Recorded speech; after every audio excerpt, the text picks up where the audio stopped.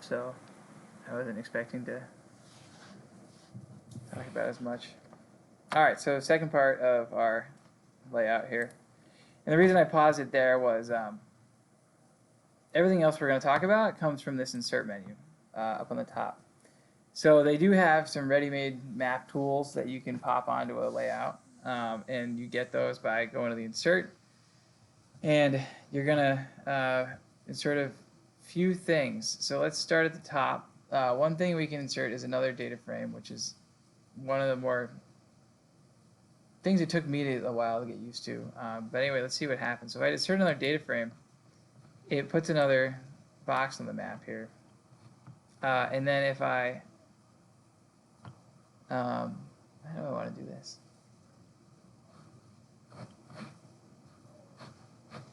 Let's just say if I put the state data in there, you can see that it's a whole other box for putting GIS data in. So a typical reason I would want to do this would be, like, let's say this first one would be for the USA contiguous, which just means the part of the US that's all connected.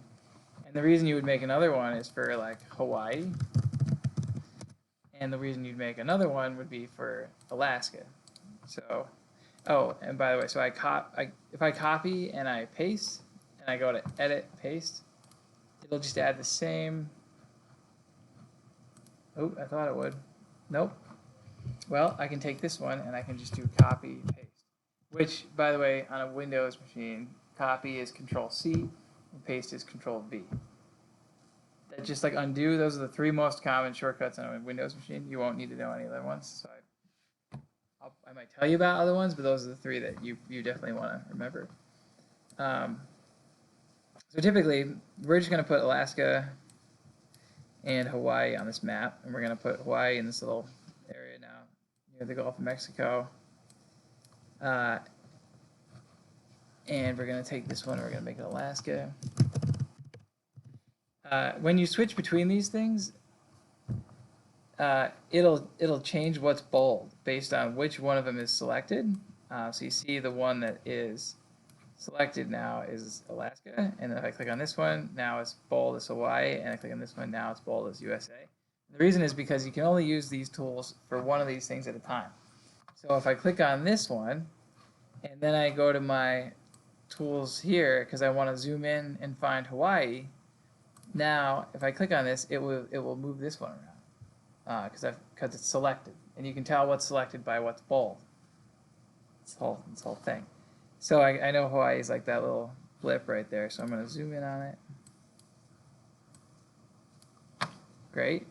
And then if you want to change the background of it, you can right-click on it and go to Properties, and go to Frame, and go to Background. Just do white. Or actually, maybe we do blue for the ocean.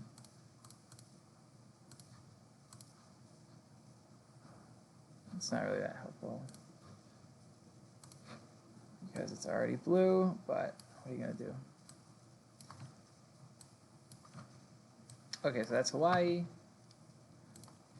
And I just clicked on the other one, and now I'm going to zoom over to Alaska, and I'm going to zoom in on Alaska. You see Alaska's nice. It's a fat, weird shape. That's because we got a bad projection on for Alaska because it's the one we set for the US. So we're going to right-click on it, and we're going to go to Properties, which would have been the same as going to Properties, by the way, here. Properties, because they relate to each other. And I'm going to say Coordinate System, and I'm going to search for Alaska. And I'm going to pick one of the state plane coordinate systems, which is kind of another topic, but like for specific states instead of a country, they have this other projection system that's called the state plane system, where every state is split into a couple of categories. It's just to make it so sections of a state can be more detailed, basically. So like northern Maine has one, middle of Maine has one, southern Maine has one. Alaska, if I go to projected, you'll see state plane. And I'll pick, you don't have to worry too much. I mean, I guess the one we'll use is 1983 feet. And I just pick one at random usually. They all look very similar unless you're pretty familiar with the coordinate systems of Alaska. And I'll just zoom in on it a little bit, and I'll right click and set the background to white.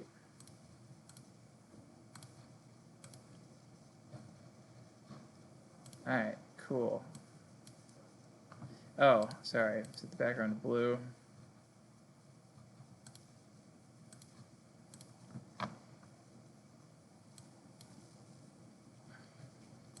Alright, so that's kind of like the other map thing. The other thing to know is when you can put little boxes on the other maps for the area you're looking at and the other, but I'll show you that another time. So let's do a legend and then sources and kind of a scale bar, and that'll be the last couple of things I want to show. So going down from data frame, we can insert a title, which, you know, I just use the text from the drawing thing here whenever I want to add text, and I just change the size. Title is just going to be larger text, so either way is the same. Text is the same. Dynamic text is something I didn't mention, but this is important because you see this text down here comes from the source of the background map.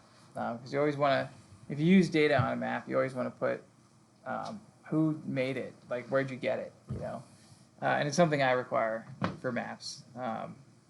So the way, sorry, that's bothering me. Hawaii is not actually that big. So the way we can take it and we can pop it off of the map if we do insert dynamic text service layer credits, and then randomly it takes that text that was baked in and it puts it in a nice text box. Because a lot of times if I said, you know, make sure you put the source on the map, you'd have to pop that out and maybe change the size and then make it so you could read it and put like a background on it, so it was on your legend. But I'm sure you'll ask me how to do that again because it's kind of random. It's got a funny name too. So dynamic text for service layer credits. So then we finally get to a legend. A neat line is the same as a box here. So let's add a legend. 90%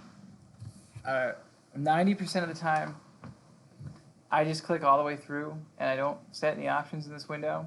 If I had multiple layers, then it would list them all here and I could pick just the ones I wanted to put in the legend as the ones I wanted. I just noticed that since I have Hawaii selected, it's making this stuff for the Hawaii map. So if I select the other one, it's just in the future that could be a problem. But for this map, since we have the same layer in all three, it wouldn't have mattered. But you can see I have 2 layers here now because that other map has the background map and it has the states. But we don't need a legend item for the background map, so we can select it and hit the little arrow to remove it, and so that's all that will be left. And then I just click through the rest of the options. There's just a couple more windows. Oh, I removed the wrong thing. It's a good lesson. All right, so I removed the states, and I meant to remove the Nat Geo world map, so I can kind of flip around what's in the legend there. And now you see it kind of generates this legend for me. The main lesson about legends is that you can edit what they say by what is in here. So if I change this to just be states, it'll change in the legend. And then if I change this to be like regions, it'll change in the legend. And then if I use this for the text size, it'll also change that in the legend. And if I unbold it, it will unbold it. And now it fits here. And then if I wanted to change other things about it, I could right click on it and go to the properties of the legend. And I could not show the word legend if I wanted to, because obviously it's a legend. You see I removed that. And then one of the other things I like is if you go to layout, you can change these little areas from just being rectangles to being something that makes a little more sense. So let's do this guy. And now they're nice little boxes. And like, if you do that, all this stuff will make your maps look more professional, like instead of a, just basic map. So we're almost there. I would want to add another box probably behind that, just so you could see it. And again, I could actually use the drawing toolbar to change the background to white, change the outline to that gray, and then right-click, order, send backward. Great. Oh,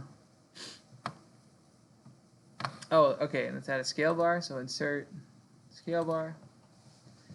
My rules about scale bars are just to make them as simple as possible. Often you'll see really long ones that are unnecessarily long.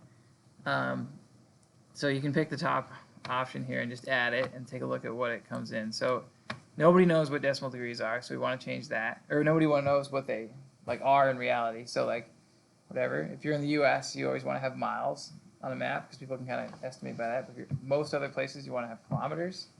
So if you're doing a world map, you might want to have both right on top of each other. So it's the same thing. If you right-click on it and you go to Properties, you'll get a bunch of options. You'll probably come back to this video for all this stuff because this one is the most hidden of the things I like to do. Scale in units, you can change to be adjust width, which means that you can set how wide you want your thing, where otherwise it'll kind of be dynamically generated. And I'll show you kind of what that means in a second. So you want to, at most you can have 2 or 3 divisions, and then you don't really need subdivisions. And then you can pick miles instead of decimal degrees. And you can see that didn't go well because I needed to say that on this map it's going to be 50 miles or something. Okay, then we want to increase it again because it's just this little tiny one. Now let's say 200 miles. All right, that looks pretty good. Now I also I don't like this 100 in the middle of nowhere, and I also don't like that it starts at -200. So I'm going to, how do I do that? Numbers and marks is where I just do, so right now it's saying divisions in the first midpoint. I would change that to just divisions. And so that'll get rid of that other label.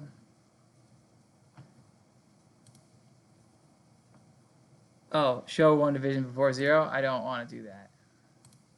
So now it goes 0, 200, 400. So that is something that I could actually look at and get something out of. Again, you can change the size of the text using this if you want. And for a map like this, it's kind of confusing if you do put the scale bar, because it's well, does that apply to this one and this one? It's no, that's different scale. So it's really just for the big guy. But you don't really need to call that out. So that's scale. And then a north arrow is traditionally required, especially on maps that are closer in to the Earth. But on a map like this, where everybody's going to recognize where north is, you don't really need to pick one. My only rule is just pick the simplest one you can find. So this one or this one. These other ones are just unnecessarily fancy. I'll just put that somewhere on the map. And that's good enough for now, right? I mean, that's basically all the elements that we would want to have in a map. So just to recap, right? We can add pretty typical stuff in the draw menu, just these boxes and text, and then we can change the parameters of a lot of stuff with this toolbar. We can insert the common map things using the insert menu, and this dynamic text will pop out the service layer credits, which is the hardest to find again. Anything on here, if we right click and we go to properties, we'll bring up a whole menu of options, which is where you can find all the options for them. You can also just double click on it. yeah, I guess that's all. So let me